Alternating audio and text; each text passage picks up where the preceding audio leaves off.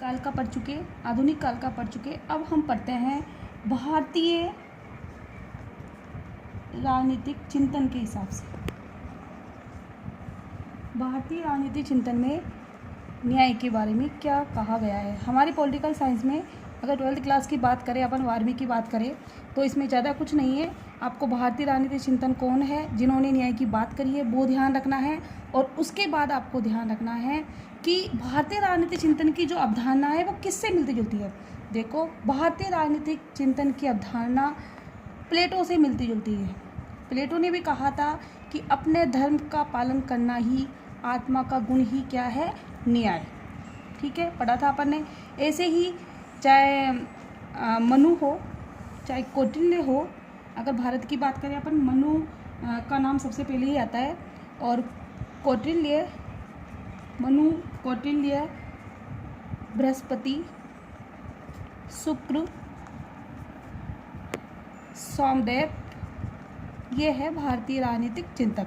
इन्होंने कहा है कि मनुष्य अपने कर्तव्यों का पालन करे, अपने कर्तव्य का पालन करे या फिर अपने स्वधर्म को निभाए, स्वधर्म को निभाए, वो ही न्याय है। बच्चों, कुछ भी टिपिकल नहीं है। आपको सिर्फ ये ध्यान रखना है कि भारतीय राजनीतिक चिंतन की अवधारणा प्लेटो की अवधारणा से मिलती जुलती है। और भारतीय राजनीतिक चिंतन में कौन किस किस का नाम आता है, मनु का आता है, कौटिल्य का आता है, बृहस्पति का आता है, शुक्र का आता है, सोमदेव का आता है। और इन्होंने कहा है कि कर्तव्यों का पालन करे, अपने धर्म को निभाए, अपनी ड्यूटीज़ को पूरी करे, वो ही न्याय है। ठीक है, आपकी भारतीय राजनीतिक चिंतन में इतना सा है। अब हम आगे देखते हैं न्याय के विविध रूप। देखो, अपन पढ़ चुके हैं कि भारतीय राजनीतिक चिंतन में न्याय के बारे में क्या कहा गया है। अब हम लास्ट पढ़ते हैं, जो हमारा फर्स्ट चैप्टर है उसका पैराग्राफ है कि न्याय के विविध रूप। ठीक है, अब न्याय के विविध रूप में जो अगर प्राचीन भारत में बात करें तो पहले सिर्फ नैतिक न्याय की बात की जाती थी, जैसे प्लेटो ने की थी, नैतिक न्याय। ठीक है, उसके बाद हम बात करें न्याय के विविध रूपों में तो आएगा कानूनी न्याय। ठीक है, उसके बाद आप राजनीतिक न्याय, राजनीतिक न्याय, और चौथा और अंतिम है अपना, पांच न्याय है, सामाजिक न्याय, जिसके बारे में मैं आपसे 11वीं क्लास में कई बार बात करती रही हूँ। और पांचवा है अपना आर्थिक न्याय, आर्थिक न्याय। ये है न्याय के विविध रूप। नैतिक न्याय क्या है? नैतिक न्याय का मतलब होता है अगर हम नैतिक सिद्धांतों का पालन कर रहे हैं तो वो नैतिक न्याय, सत्य बोल रहे हैं, अहिंसा को अपना रहे हैं, दया की भावना है हमारे अंदर, अर्थात सत्य, अहिंसा, दया के साथ करुणा, कुछ भी कह सकते हैं। जितने भी नैतिक सिद्धांतों का पालन करते हैं वो ही नैतिक न्याय है। इसे इस दूसरे शब्दों में कह सकते हैं हम कि प्राकृतिक नियमों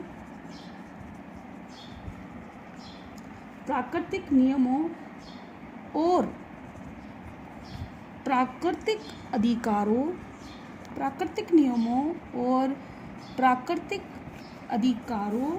पर आधारित, प्राकृतिक नियमों और प्राकृतिक अधिकारों पर आधारित जीवन व्यतीत करना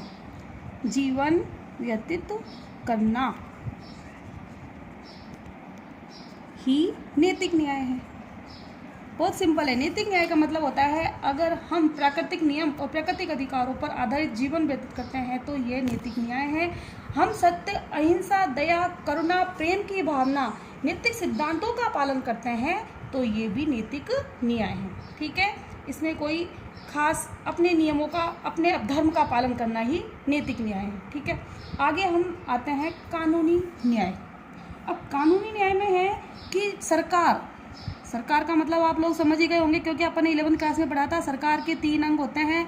नंबर 1 कार्यपालिका, नंबर 2 व्यवस्थापिका, दोबारा बताने की जरूरत तो नहीं है वैसे, और नंबर 3 न्यायपालिका।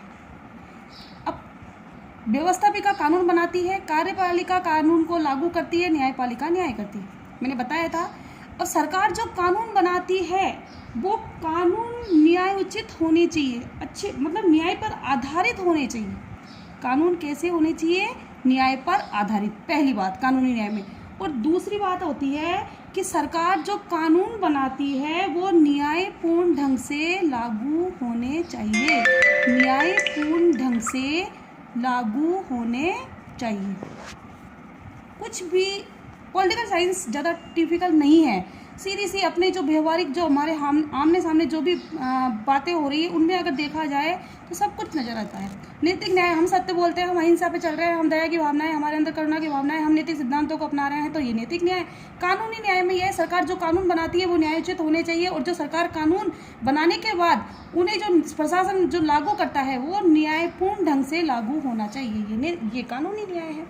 ठीक है, अब इसके बाद हम पढ़ेंगे राजनीतिक न्याय। देखो, न्याय के विविध रूप में तीसरा रूप हम पढ़ रहे थे, हमने नैतिक न्याय पढ़ चुके, हम कानूनी न्याय पढ़ चुके, अब है हमारा राजनीतिक न्याय। अब राजनीतिक न्याय में है कि राजनीतिक न्याय वहाँ पर मिल सकता है जहाँ पर राजनीतिक न्याय समानता और समता पर आधारित होना चाहिए, समानता और प्लस समता पर आधारित होना चाहिए। अर्थात किसी भी व्यक्ति के साथ एक तो भेदभाव ना किया जाए और समान अवसर मिले।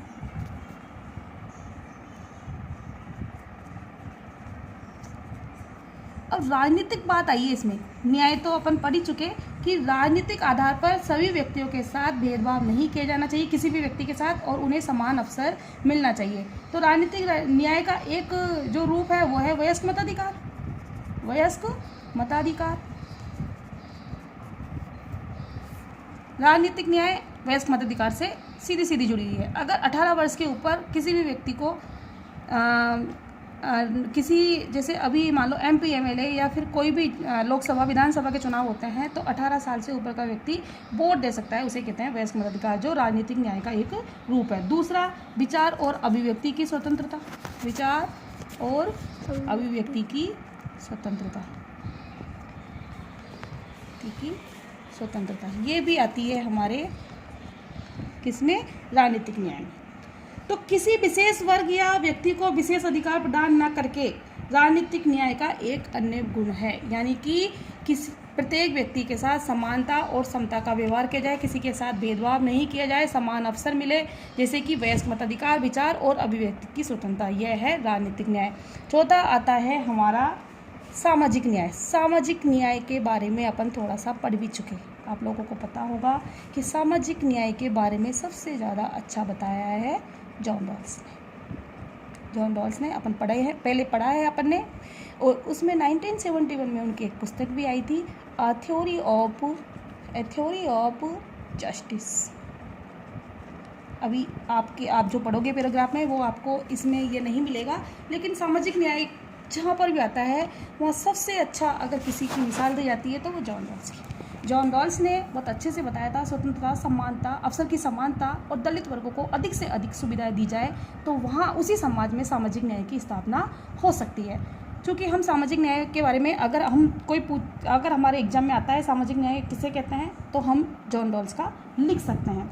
अब सामाजिक न्याय के बारे में, समाज में किसी भी प्रकार का किसी भी व्यक्ति के साथ, समाज में किसी भी प्रकार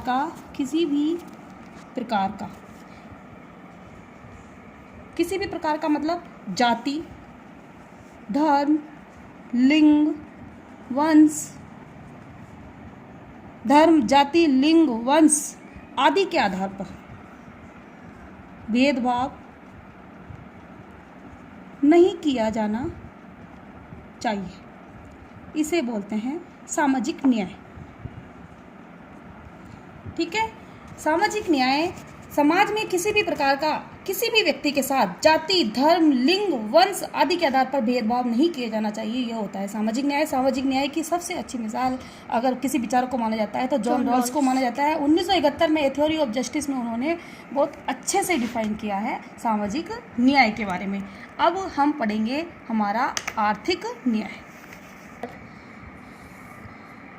लास्ट 5वां अपन पढ़ेंगे आर्थिक न्याय। आर्थिक न्याय को आते ही बच्चे सोचते हैं मैडम सभी के साथ समान व्यवहार हो, आर्थिक आधार पर सभी के पास एक जैसे हो, धन दौलत सब, आर्थिक न्याय लागू नहीं हो सकता।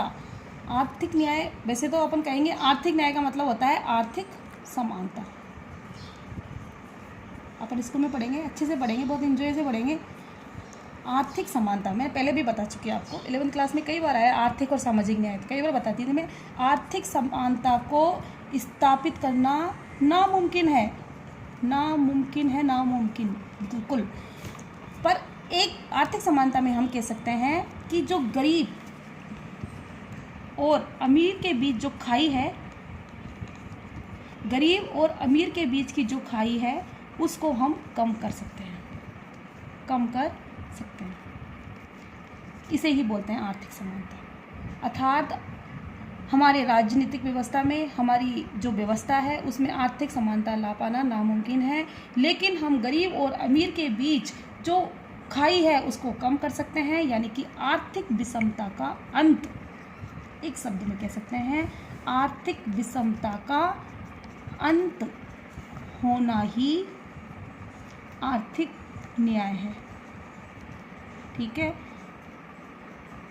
सामाजिक न्याय की प्राप्ति हो सकती है समान अवसर, स्वतंत्रता देकर, लेकिन आर्थिक समानता की को स्थापित करना तो सिर्फ एक ही है इसका मसला। इसका हल अगर हम देखें तो गरीब और अमीर के बीच जो खाई है उसको कम कर सकते हैं, आर्थिक विषमता का अंत होना ही आर्थिक न्याय है। सभी को न्यूनतम सुविधाएं सभी को मिले, जैसे रोटी, कपड़ा, मकान, जो उनकी आवश्यकताएं हैं वो सभी को मिले। आर्थिक न्याय की सिर्फ यही डेफिनेशन हो सकती है। Thank you.